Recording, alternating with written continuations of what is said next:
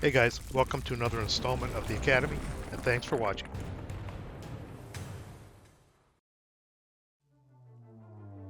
Alright, all you East Front fanatics, Slaughter at Ponyri is in the Academy.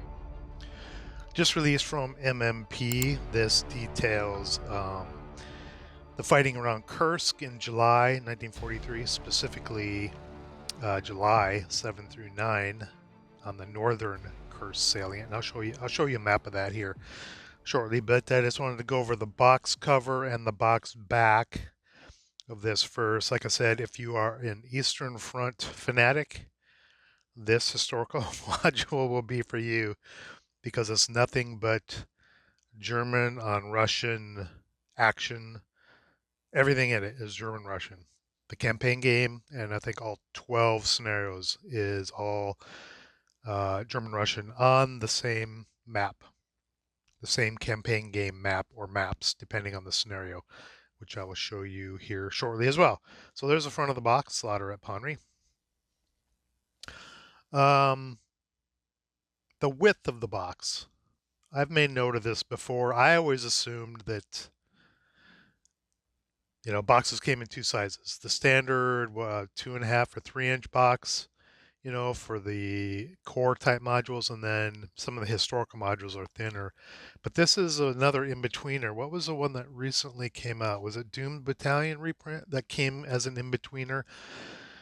And from my understanding is they don't have any real rhyme or reason for box size, at least width, in that they make it as big as is needed to fit the product. So if you're looking for a 3-inch box to match all your other boxes, this is a little bit narrower than those. Let's look at the back. So it talks about the basically the historical setup, shows you some example units, a little bit of the map. The map's pretty big. It comes in 3 sections, but there are 4 map panels, and I'll get to that when I cover the maps towards the end of the video. And the contents here, but I'll go over the content card here in a minute. But so that's the box, okay? And I'll open this up and I'm going to reorganize it. But before I do that, I wanted to show you, oops, just hit my light, the map of where this all happens. So here's the Eastern Front, beginning of July, kind of July through August, and well, I'll highlight some of the points of interest here. So here's Ponyri, right here. Here's Kursk, and here's Prokhorovka. Okay, and here is the Russian bulge, the salient, pushing through the German lines. That's this line here that I just drew on is the 12 July line, which is right in line when this takes place. And you can see the line is right through Ponyri and Prokhorovka. And the goal of the German military at the time was to basically pinch the salient from the north and the south and trap basically 5 Russian armies in here and prevent their move to the west. Okay, now this is focused on the northern pinch right around Ponyri. All right, so that gives you a little geography of where and when this is taking place around the Kursk offensive that the Russians were putting on in the summer of 43. All right, let me open the box and let's start digging into it. All right, here we go. Oh, first, before that, I in the box, in the shipping box, some people have been receiving these. I didn't get them in my last shipment. I forget what I ordered. Some people got these, and I was like, "Hey, why didn't I get some pieces of plastic?"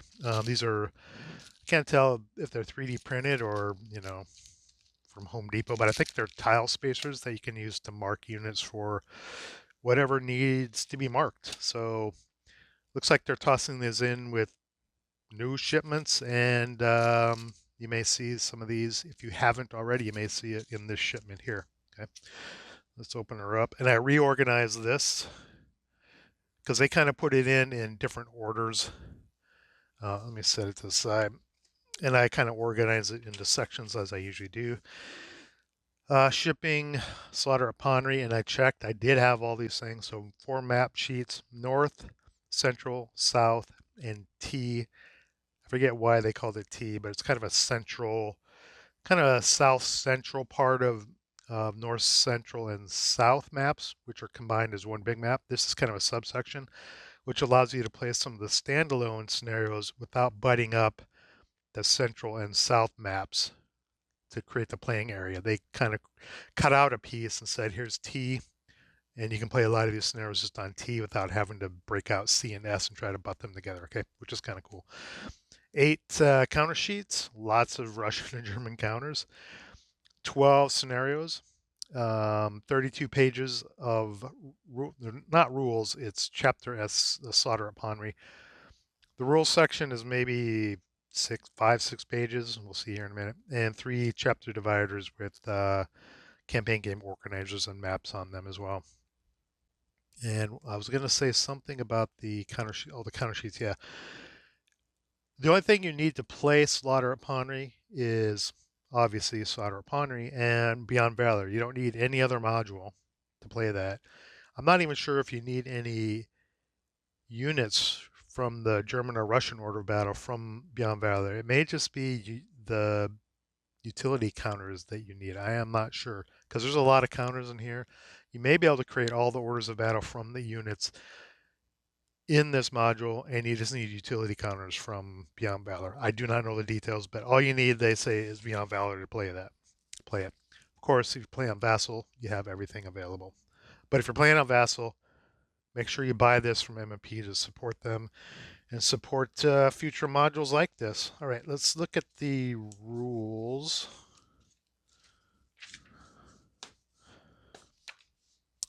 Slaughter at Ponyri. Here's the T section map in red. It kind of shows you, it's kind of halfway between the central map and the southern map, which allows you to play a bunch of scenarios without butting those up, like I said. So there are 11 sections to this. Special rules, debris rules, printed rubble, buildings and storage yards, water tower, railroads. I know how some people feel about railroads and embankments and such. Not a huge fan, but it is what it is. Storage tanks, light grain, out of season orchards. Must be something special about these that I didn't notice because that's not new. There must be something different in here. Wood fences and the campaign game. Now, it should be noted that there is only one campaign game in this. 12 scenarios, one campaign game. There aren't, 3 flavors that kind of have that cover maybe the beginning and the end and then the whole shebang. There's just one single campaign game. So keep that in mind when you purchase this, okay? So yeah, here's some debris, entrenchments, booby traps, flame mines, train, OBA, assault engineers, German sappers, Russian airborne, debris, fortifications, blaze, reprinted rubble, the train station, which is kind of in the, I think it's straddles a map between the central and south. It's like right in here somewhere, I believe, the Ponyri train station. Some examples. So we're on this page 3, 4 of rules. Storage towers, railroad embankments, rail cars, storage tanks. This must be light grain. Yeah, what is light grain? Oh, it's a half. Looks like a half hindrance, fractures rounded down for every hex. Yeah, light grain makes sense. Out of season orchards, any hex containing brown leaves. Skinner otters. Oh, okay. It's just a different depiction for this historical map, but it's basically out of season orchards. Then we get into definitions, I think. Yeah. So to play the scenarios, you need basically about 5 pages of extra rules. And you may not have to read all the rules in these 5 pages to play a particular scenario, but you'll need to know all the rules to play the campaign game. Then we get into the campaign game specific rules here. Talking about OBA, armor reinforcements, maybe how they enter, dug in AFVs, armor leaders, fanatic outposts, Russian mine belts. And here is the campaign game, the one and only campaign game. It is a 6 campaign game date, which is spread across 2 days. No, 3 days, 7th, 8th, and 9th. I wonder if there are some night portions to this. Here's starting orders of battle and where they set up. And then July PM, July AM. Yeah, here are the starting. And then there's this follows the typical MMP campaign game setup. So you've got your starting forces. You play a campaign game date, which is probably 8 turns, but can end early depending on what's happening. And then you have a refit phase in between where you do things like recover, rally, try to escape setup areas or controlled areas to get to a different area, buy reinforcement groups, that sort of thing, and then you reset up again. So it follows the normal campaign game, maybe with a few variations that MMP has used for many years. Okay, now we're getting into looks like the refit group, or refit phase portion.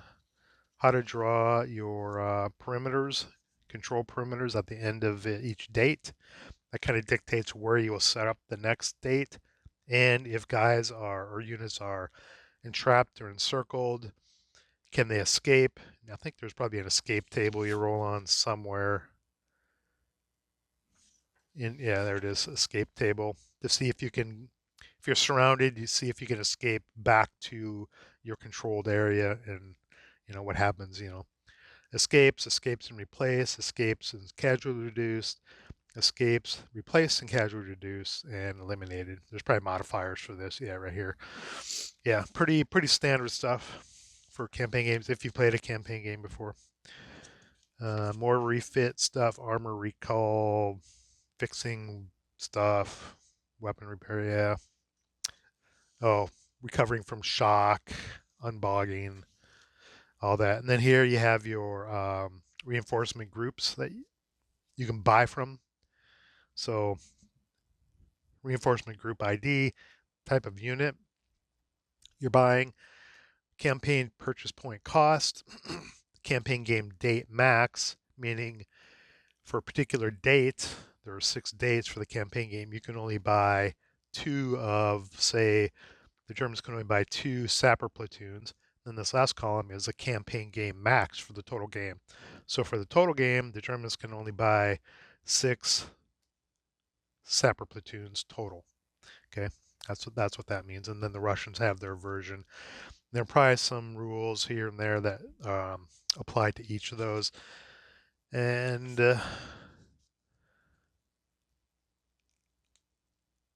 company leader table, you roll on, platoon leader table, fortification purchase, yeah. Here are the credits, and these are the footnotes. Okay, and then here is your purchase record, so you keep track of the campaign game date and what you purchased and your kind of your rolling campaign purchase point total.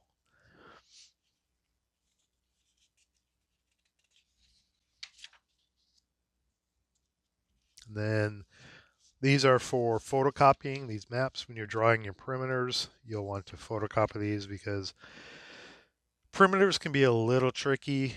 When we've played a campaign game, we each take a stab at it independently, and if they match the first time, we call it good.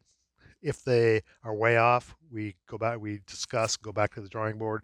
If they're close, we'll usually concede one way or the other because it can be a pain to get them perfect. But if you're in agreement that, yeah, it's close enough, then you just call it good and move on and use the that setup for the next campaign game date. Okay. All right, those are the rules, the charts, the campaign game, and the refitting process. I didn't mean to go into that much detail on the campaign game process, but I did. Here's your scenario A card. Good if you're playing face to face on a real table to track, turns. Yeah, 8 turns. Typically, well, 6 to 8 turns, depending, or maybe 5 to 8 turns. No, 6 turns. It says it could end. No, 5 to 8. See campaign game, SSR campaign game 2. I'm sure it's 5 to 8. VP points, sand, track your sand, breeze, wind, etc. Color versions of the map. Here's your keep your units for your reinforcement campaign game force rosters for Russian and German, and color versions of the maps. Maybe I should, because I'm not going to be able to fit the map on here. Let me piece this together. I think this is this is south, this is central, and this is north. So it kind of goes like this. Yeah. Okay. Just pretend they're buttered up. So here's the station. So map T is basically like here. Goes like this, and allows you to play without pulling these two out and putting it together. There's the train station here. All the railroads, rail yard. Looks like an elevated section of the rail. And I think this is a farm, basically a farming area. So you've got lots of fields, either full grain or light grain. Lots of, excuse me, lots of shell holes. Um, Out of season orchards, which is interesting because this is July. Maybe they're just dry. I don't know.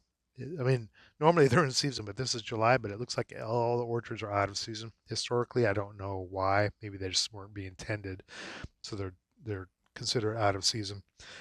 And smattering of what I assume to be farmhouses and just some kind of government buildings, maybe here next to the rail yard. I think this is a historically. I think this is a like a rail maintenance building, I believe. Maybe I'll put up a picture of I found a historical aerial map. Hard to find stuff like this. Some of you guys that do this design like this, you must have sources I'm unaware of. But I'll put up a map here and you can kind of see what it looked like historically. You can see in the kind of on the top, you can see that V-shaped or A-shaped rail line, which must be some kind of transfer line or something. And just below that, you can see the building that is Ponyri Station. And then to the left of that A-shaped rail line, you can see over a ways, you can see the stone building of the rail maintenance building, I believe it was. And then all the fields and orchards and whatnot. I compared the maps back and forth between the image and the map, and at the resolution of the image, it looks pretty close. Clearly Pete Schelling and gang probably had much better images to go off and or maps to go off to design this map here than the image that I found in my limited search. All right, counters. 8 sheets. Are you ready? Are you ready? I mean, yeah, just there's nothing special on a lot of these. There's some new stuff, but not a whole lot. Maybe you don't need, I'm not sure what you need from Beyond Valor, to be honest, because there's a lot of utility counters here. If you're playing face to face, here's some for showing perimeters on the map. Utility counters, Russian conscripts, etc. I got to go through these quickly. Sheet 2, more roughened infantry, Russian. I said roughened. Russian infantry. We have some Russian paratroopers here, looks like, and some alternate first fire counters for inherent support weapon, coax, etc., main armament, that kind of thing. Gutted building. If anyone knows who's watching, maybe one of the designers, what you specifically need from Beyond Valor to play this. Maybe for the full campaign game, you need to supplement the orders of battle. I am not sure. Um, More Russian, bunch of acquisition counters. Looks like the turn, couple turn markers. Now we're getting into the Germans. Yeah, what do we got here? 467s. These must be sappers, I assume, with the pick and shovel. 447 sappers. Now I didn't look at the rules closely, but they must have some special ability, being as they're called out. They're 447s, but they're called sappers. Here we have some 548 assault engineers with 4 smoke exponent. The rest are pretty standard 467s, some support weapons.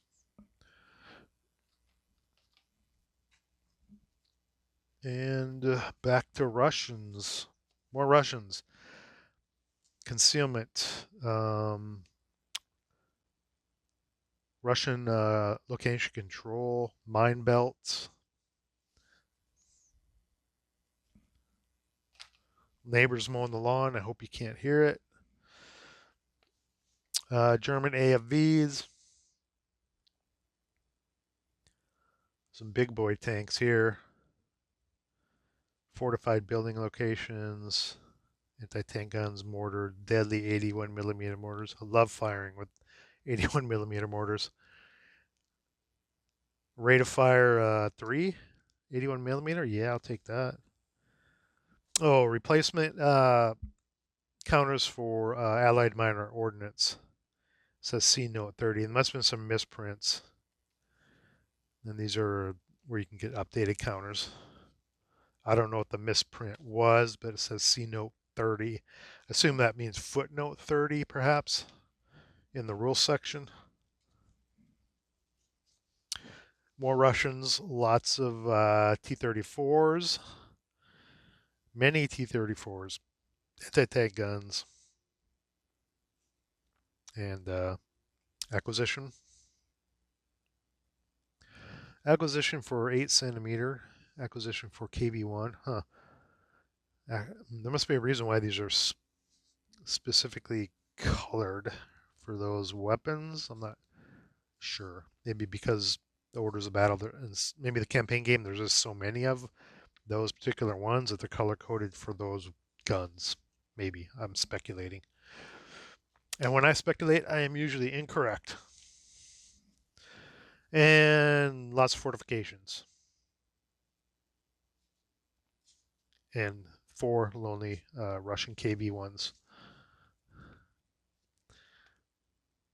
I did a I did a quick just a quick glance at the counters when I was putting up there. They all look pretty good. MMP usually, or whoever prints for them, does a pretty good job. Okay, the scenarios, and as I mentioned at the intro at the beginning, all 12 of these scenarios are played on the Slaughter at Ponyri map or maps. Sometimes you'll get a campaign game where some of the scenarios are played on the campaign game maps in addition to the campaign game or games, and some are played on geomorphic board setups. But these are all played on the maps in the module, which means again you don't need any other module other than Beyond Valor supposedly to play this. Okay, what do we got? Expelled, and obviously these are all German, Russian. Expelled, Pomeranian Fury, and then when we get to one that has map T, I'll try to point it out. Some of these have Russian fortification or maybe order of battle purchase tables as well, which seems to be fairly popular. Well, I think Pete uses it quite a bit in some of his scenario designs. Here's a map T for the fatherland and for the motherland. They both are played on T, so you can just pop out map T to play that. Recovery Day is map N. None of these are overly long either.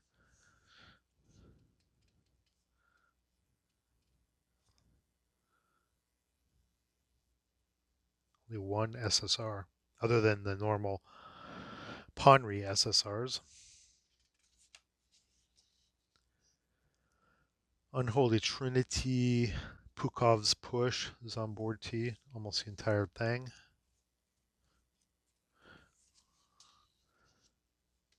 Here's a small one, Schoolhouse Rock, another fortification table. Okay, here's a big one here. This is, well, here's 11, the 11th hour. So the last one is the onslaught resumes. And it must be on the back here. Oh, yeah. Yeah, okay, this is a monster. It's all three maps, 12 turns.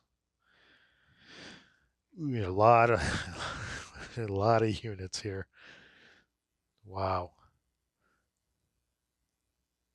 Select 3 reinforcements groups from options A through D below to 1, 2, 3, 4. Yeah, so you've got, I don't know, what is that? 54, no, maybe 60 squads, 60, 70 squads here, and you can pick an armor centric or paratroopers or first line or elites and add another 20 20ish squads on them, maybe a 90 squad, up to 90 squads for the Russians. Yeah, that is a big scenario. That's probably. I mean, I didn't sit down and figure out how many units were actually in the campaign game, at least to start. I don't know, maybe it's close to the campaign game size, but it is a standalone scenario without having to go through the whole campaign game process. Okay, that's it for the scenarios. I think all we have left are the maps, which I will not be able to do, but I will. So here they are folded up. So not even folded up, they barely fit in my view area here. But you can see the hexes are, get a counter out here. Hexes are oversized, which is nice. This must be light grain, normal grain, and fence. Yeah, there's the fence. Here is the out of season orchard, in this case a tree line or orchard lined road. Okay, and then maybe I'll lay them all out on our. We have a bunch of crap on our kitchen table. Maybe I'll lay these out on the floor of our living room, and I can go upstairs to the balcony. I'll take a picture of the map spread out to give you an idea of how big it is, with the rule book sitting next to it for reference. And then we've got the section T. Maybe I'll fold this out a little bit.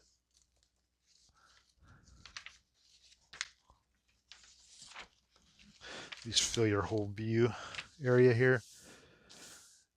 Yeah, here's the train station. This is that A or V section of the railroad that I was referring to. And so yeah, section T, I think the split between the C, which is central, and the south section is like right along here. So that's kind of where T covers, or the part that you can see its own map panel. There's nothing else in the box. That means the show is over. That's it for Slaughter at Ponyri. Another module from MMP. I don't know. I don't know what's coming next. What is it? Today is March 25th or something. April's around the corner. I don't know. You know how MMP is and how Kurt is. He gives you, or he gives us, products that are coming, but you know they don't commit to say, oh, it'll ship April 12th or whatever. They just say it's coming. Um, if I were to take a guess of what's coming next, if I were to read the tea leaves, I would say it is going to be. I'll just say it. I think it'll be Basic Training Magazine, the Starter Kit magazine. From what I've heard, it is in production or about to be sent to production, and there's no pre-order process, I don't believe. So it will just be printed it'll show up in their warehouse, and they'll put it on the website, and they'll probably send out a blast through social media and through all the various forums and whatnot, and you'll be able to order it. There's no, it's just a magazine. There's no counters in it. There's no maps, There's not no box that needs to be made. So my prediction is SK Magazine will be the next thing. That won't interest a lot of people watching this video, but it will interest some. I know some people have been waiting for some more SK content and the SK Magazine, Basic Training Magazine, for a while. So I think that will be next. After that, your guess is as good as mine, to be honest. I don't remember the timeline for some of the products that they have coming, which ones are in order and which ones may skip one another, but I believe SK Magazine will be the next because it's pretty easy to do. A magazine's, well, I shouldn't say easy. It's easier to do than having a box printed and counters printed and maps printed and rules printed, right? Okay, that's it. Slaughter of Ponyri, the pre-order price, if I remember, was $132, $135. That's off the books. It's now, I believe, $175-ish. If you missed the pre-order, you might be able to get it on sale down the road. But like I always tell people, if you are interested in ASL and it's in your budget and you're interested in the module, then be sure to pick it up, because especially on pre-order, because the pre-order price is usually significantly less than what it's going to be later on. And then you never know when it might be out of print, and it may never go in print again. Historical modules historically almost never are reprinted. I think the exceptions to that are Red Barricades. Well, when they combined Red Barricades and then added Red October to it to do Red Factories, right? Now, if they wouldn't have added Red October to it, maybe they wouldn't have even considered reprinting Red Barricades, and it would have stayed unprinted. And the other one is apparently their reprinting decision at Elst sometime. Other than that, I don't know. Oh, the Bridges, I think, is going to have a reprint of Pegasus Bridge in it, but they're combining some stuff into another, maybe putting it in a box, right? But typically, historical modules don't get reprinted. So if you can afford it and you're interested, get it on pre-order, because it may never be cheaper than pre-order, or you may never see it again, ever, right? I should have done this at the beginning. Maybe I'll add this section to the beginning. I kind of neglect thanking the people that are members of the channel. They give me a few bucks every month. There's, I don't know, 30, 40 of you. And I don't get all that money. YouTube takes their part of it, right? Multi-billion-dollar corporation needs more money, I guess. But anyway, I get a little bit every month, and it allows me to buy stuff. I mean, I'm not a huge Eastern Front guy, really. Russian, German, it just doesn't, I play it once in a while. It just doesn't excite me that much. I don't hate it, but there's so much to play. I usually end up playing other stuff. So it allows me to purchase things like this and do unboxings for you guys so you can see it ahead of time and maybe help you make a decision. I mean, it's a little late for pre-order, but help you make a decision if you want to buy it and spend your hard-earned money on an ASL product. That is relatively expensive, so thank you for all the people who are members of the Academy. Thank you very much. And we'll see you in the next video. Academy out. Get to the chopper! If you like what you saw, please like, share, and subscribe. If you didn't like what you saw, thanks for watching, and let me know how I can do better. See you in the next video.